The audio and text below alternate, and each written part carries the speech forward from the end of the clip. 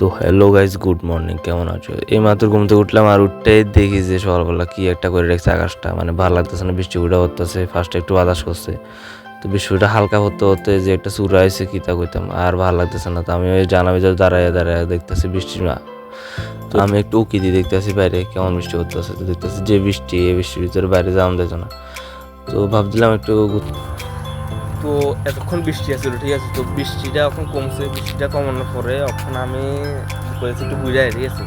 ঘুরে বলে একটু কাজে যাচ্ছি। তো কাজটা কি করতে পারতাম না, একটা সিগারেট। তো কাজ যাইতেছি, তো কাজ মানে বৃষ্টি লেগে যেতে পারতেছি, পারতাছি না, বৃষ্টি লেগে যেতে পারতাছি না। তো এখন যাইতেছি, তো আমি আছি, আমার সাথে আছে আমার হিরো ইন্ডাটা। তো গিয়ে ভিউটা জাস্ট দেখতে পাইতেছ,